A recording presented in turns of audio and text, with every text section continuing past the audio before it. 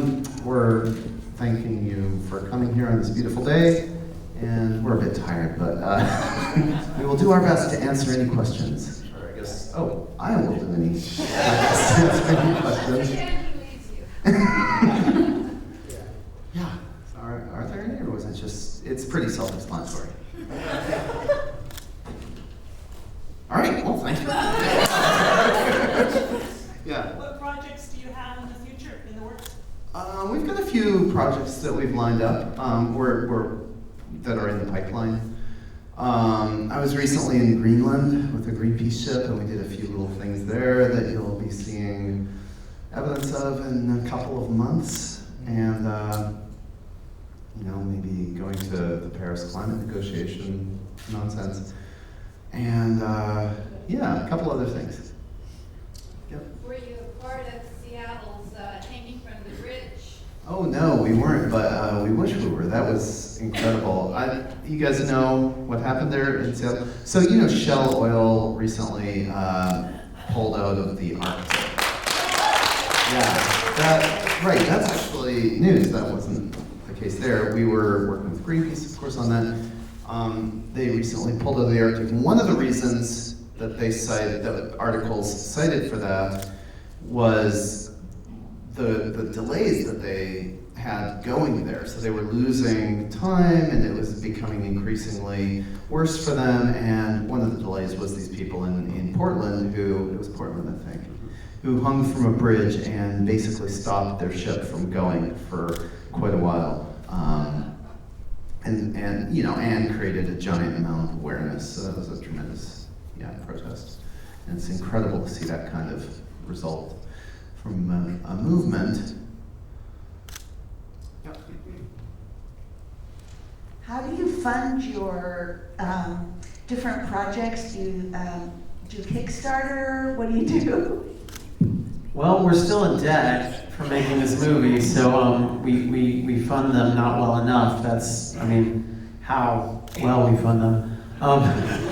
But part of that is that we're making movies too. The projects themselves are not that expensive, and usually we're working with organizations or small groups of people who can either do some kind of crowdfunding thing or have deeper pockets because they have an apparatus for raising money, like Greenpeace.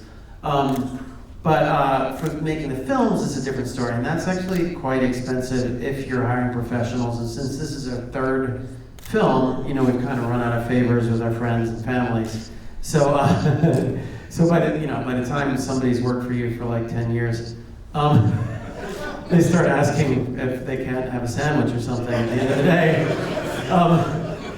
Although we still have like amazing people who just show up from our mailing list and volunteer and end up basically like doing incredible work for us, like this guy here in the blue shirt, who actually is just good. Michael came, just showed up today off our mailing list, and we ended up being blown away, like another great person to work with. So we rely a lot on sharing and help, and then also television money from Europe, where they still have a little bit of television money in some places, like Denmark. Something is wrong in Denmark, but that's not what is wrong. That's all. Kickstarter, we do that too.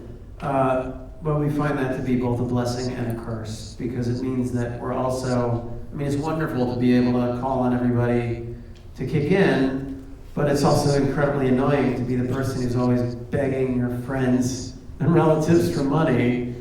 You begin to feel kind of pathetic, or you begin to be kind of pathetic, actually. Raising money on Kickstarter for films is total bullshit. Because it makes you think that that's a solution, that's okay. It's okay that the government funding has been eviscerated and art is no longer supported in this country. Of all the developed countries in the world, this is the one where there's no public art funding to speak of, and Kickstarter makes you think it's okay, there's a solution. So I think it's total bullshit. What are the most expensive repercussions that you guys have had to deal with, legal or otherwise, in your various countries? Expensive for us? Extensive. Oh, sorry. extensive. Have you guys ever spent time in jail? Have you had bills? No. Wow. No, I mean, yeah, not paid for by us. That was pro bono help. The EFF, of course, jumped in to, fight the lawsuit. And they got pro bono help from a very large legal office in Dallas, maybe Houston? DC. So no one has ever gone after you in some aggressive way when they discover who's behind what hoaxes? I mean, you've just been able to just do this? Oh, We have been spied on by a private company called Stratfor on behalf of Dow Chemical, who hired them to spy on us. So, and there could be others that are spying on us that we don't know of. We like to not kind of, the thing is, it didn't actually affect us to be spied on because we didn't know what was happening, So, and we choose not to be paranoid about these things, like maybe they're spying on us, but, obviously it's a systemic problem that we need to address at the level of our government. And then we need to make what these companies are doing more illegal than what the government has already been doing. And they're afraid of activists. I mean, there's a movie called McLibel, where McDonald's sued some activists and really dragged them through the mud for pamphleting outside of McDonald's in London. And the lawsuit took 10 years. The activists won. And absolutely it was a PR disaster for McDonald's of the biggest order. And McDonald's learned, and so did all other corporations, that if you're suing activists, they can really fight back. Because, the smaller they are, the more they can fight back. And, even the FBI learns, like, they don't interfere with Ed Snowden or people trying to, host him at conferences like this, ever since they detained Glenn Greenwald's lover in London for 6 hours, and that just turned into this massive media outrage. So I think intelligence services have learned not to fuck with people like that too. So yeah, awareness and attention and outrage really does have an effect. Hi. Okay. I wanted to talk about the humor, and I'm actually tired from laughing so much at this movie. The one thing that I find really funny is the names you come up with: Andy Bickelbaum, Dick and Paula. I think they've even heard you say Jude Finisterra in the past. And it reminds me of the Jerky Boys, and I'm wondering if they've influenced you or anybody else, because the humor is really, it works. So.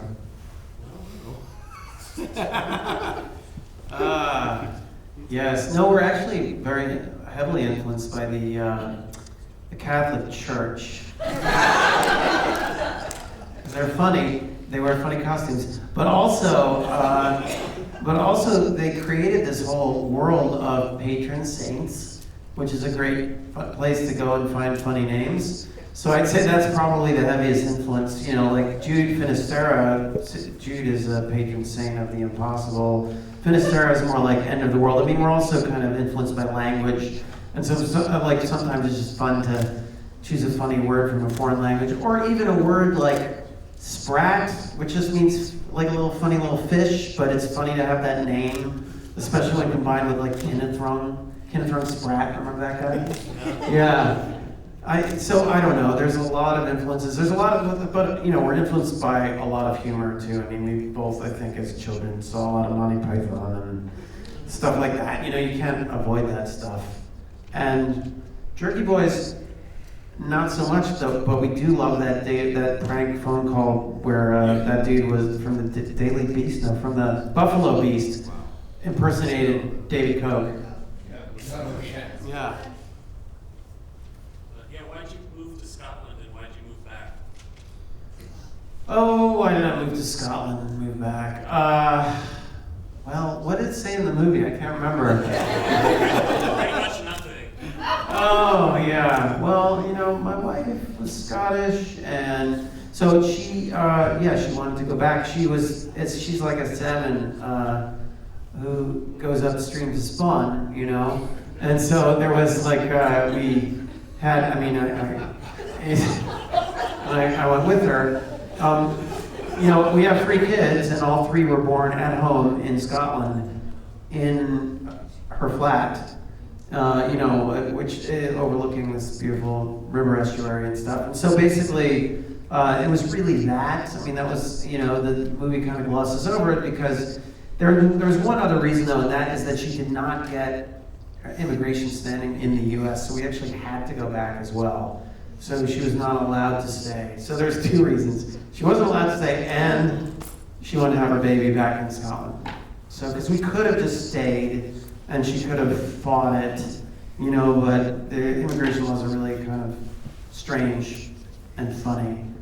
So yeah, we went back. But that was way too complicated to put in the film. Like all that information. We had it kind of the film early on where it was like, oh no, Mike's wife didn't get her immigration and passed, and then, when suddenly you're in a different story and you can't watch it in this movie. Yeah, my boyfriend was entirely cut from the film. I have a boyfriend actually through most of the filming, but he never appears. I mean, he appears in little shots, but you don't know who it is, and so that whole story was just removed. So we had to make some of these decisions just ended up happening for efficiency to tell the story in a streamlined way. Have you considered seeking public office? No. Yeah. There was a time when you were going to be running for mayor. Oh yeah, really briefly. It was a Remember that? stupid idea. It took a couple weeks to realize that was idiotic. Why did that happen? I can't remember. I don't remember either. Yeah. No, we would not be good at that. Too many What about, gaps. what about doing this for a politician you support, like kind of bringing this to the political campaign trail, something like that? Sure. I mean, that's never really appeared as a possibility, or it's never been on the table. But yeah, I mean, I think somebody could do that. We have our hands full right now. We're doing a few different things. So there really wouldn't be time, but this isn't rocket science what we do, and there's lots of tips that we've put on our website for how to do this stuff if you want to do it yourself. And we've launched a school, we're calling it the Incubator. It's an 8-week online school workshop thing where basically people come with issue areas and sometimes even ideas at the beginning and develop them and then carry them out at some point after the 8 weeks or during the 8 weeks if possible. And each week is, it's a course basically in how to do this. So that we'll launch one of those soon, and if you go to actionswitchboard.net and sign up, we'll send you that info, or just the Yes Men website. We can put you on the list and email you when that happens. Thank you. Do you have any idea what happened to Occupy? I mean, everything was going so strong, there was demonstrations everywhere, and then I know Freedom of Information Act, FBI got involved to kind of pull it apart a little bit, but it felt like then it never came back, and I haven't really been able to figure out why we went from 10 cities in every major city in the United States to nothing in 8 weeks. Mm-hmm. Was that about Occupy Wall Street, obviously? Yeah. Well, winter. And it was a tactic. It wasn't a movement entirely in itself. It was part of the movement, which is still going on. And Black Lives Matter is part of it, and there's a lot that's a part of it. The Arab Spring was part of it somehow. And this is a big moment that's going to be decades, or at least a decade. And we'll look back and we'll have a name for it, like we'll call it something new, but it'll be like civil rights struggle. At the time you didn't know you were in it, or where things had gone, or why people weren't doing that tactic from before anymore. But that was it didn't make sense for that to just go on forever. Those 10 cities, they were great, but once you get it, you get it. And they became difficult. They weren't really prefigurative. It was a direct democracy, and a lot of the decisions were made horizontally, but it wasn't a perfect model. And you can't really live on a slab of concrete forever. It's not really prefigurative in that sense. We could have a much juster system, and it really made that point very clearly and loudly, and changed the discourse in this country towards, got inequality on the map. We use the word capitalism all the time now. It changed the way we talk about things, and that was kind of its value, I think. But it's part of a big bunch of stuff that's going to make a difference. You get really personal in this one. Were you concerned about sharing too much about yourselves in the film? You know, it's funny, just after hosting Edward Snowden earlier today and thinking about what we're already sharing with Google and Facebook and everything else, it seems like what we've shown here maybe, for one thing, gives us a little less to be worried about. But secondly, you know, because we're sharing more. But secondly, it's also a constructed narrative. It's not actually really what happened in our lives. I mean, it is, but it isn't. You know, you look at it and you still feel like a character in a movie. You don't feel like it's really like you up there because of all those details, like the immigration stuff that was what really affected our decision to go back to Scotland. You know, those kinds of details are really the grit of what makes your personal life your life, you know? And so when you see it like compressed like this, I mean, there's some stuff that's quite genuine, like genuine sentiments, but they're not really secrets, you know? It's like like the stuff about our parents being Holocaust survivors and everything. It's a genuine sentiment, but it's not like nobody's keeping that secret, you know? So, yeah, it's more intimate, but not necessarily, we're not really feeling particularly exposed by it the way we would by telling everyone what every Google search term we ever typed into the computer was, which is what, you know, the government has and Google has. In the very back, please. So you're obviously really good at PR because you get all over, CNN and major news sources. And I'm curious, what is the strategy behind that and what type of experience do you have, leading up to what you do now?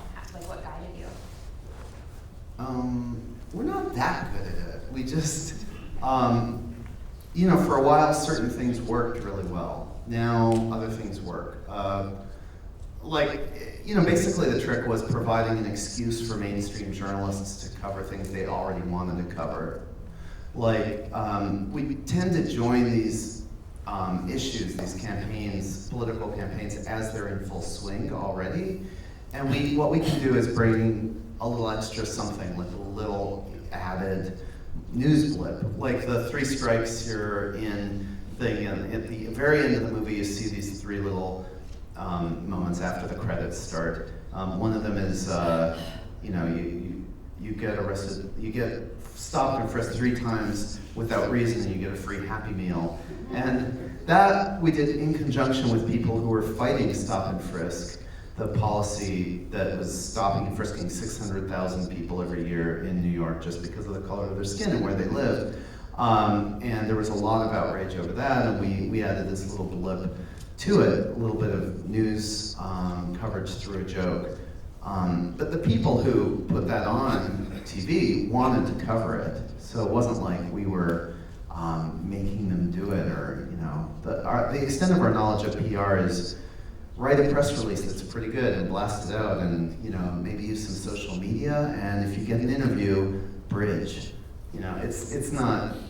We're not experts by any means, but we've come up with funny ideas, and that's what does it. It's kind of a collaboration with the media.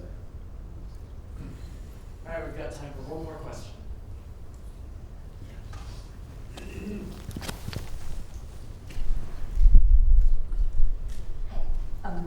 So after Copenhagen, you expressed frustration that even people working within the government or international organizations, maybe trying to change from within, still can't. So do you have any ideas on how people that work for government can change and motivate people even if they meet resistance? And sometimes it can feel hard when the system is so much bigger than you. Well, it depends on what branch of government you happen to be working for, or what private contractor you happen to be working for. I mean, earlier today we had Snowden, we were really inspired by him, and he actually kind of really addressed that by saying that there are all these good people, even working in the security industries, that are part of this bad system, basically. There's no bad people, just, a bad system they have to take part in. And he actually refused to take part in that, and that is his so-called crime, you know? So I think that this is, I think, you know, I think that all these people like who are now working inside to try to make a difference at the COP15 can keep doing what they do at COP21 in Paris. They, you know, and if you're working for government, I mean, you can also make a difference there, but you can also agitate outside. And you know, one good example might be to think about it, or something to think about, where people really radicalized and made a difference was women's suffrage movement. You know, and that went on for almost 100 years. You know, about 70 years roughly, and it took a real turn to radicalization in the early part of the 20th century for it to actually make the headway that they needed to make. I mean, it was building and building and building in the late 1800s, and then around 1900s, there were a bunch of people who said, let's start breaking windows and, you know, really messing stuff up. And so I think even if you're working inside, you can also start messing stuff up on the outside. And I mean like blocking oil trains, I mean civil disobedience. I mean, like they used to go around, the suffragettes, yes, in their Edwardian gowns, would go and break windows. I mean, it was a tactic that they used of prominent buildings. They did really radical things. And so it's important to remember that nowadays we think about that, like, oh, the woman's right to vote, it's a given, but it took an incredible amount of people doing, not an incredible amount relative to the population, but it took really dedicated people doing really radical things to actually make it come about. And so, yeah, work on the inside and the outside, that's what I'd say. Yeah, and you know, like if you've seen How to Survive a Plague, the movie about AIDS and ACT UP and how it was brought down, you see a lot of the people on the inside, like the people working with the pharmaceutical companies or with the CDC and really trying to, you know, influence there. What's kind of in there, but was even much more important was the pressure from the outside. So you had to have people doing incredibly radical actions and shutting stuff down and sit-ins and all that. So that was essential, and the stuff on the inside, but only because that other stuff was happening. So it was the pressure that then the companies were like, oh shit, we have to do something about this. This is really going south. And then there were people to tell them what to do, what they had to do, the ethical thing. Barring that outside pressure, that I don't know if there's anything you can do to really change the system from within, but you could like divert the resources of what's within to movements outside, you know, to people who do the radical action that changes stuff. I mean, there's a long tradition of that, of diverting corporate resources to things that matter. So that's one thing. Can I just say thank you for hosting us? Oh, yeah. And thanks so much for coming to see this. If you want to tell your friends, family, whatever, to go see the film, you can get it on iTunes or whatnot. So yeah, enjoy it. And join our mailing list by going to actionswitchboard.net and signing up. Thank you so much.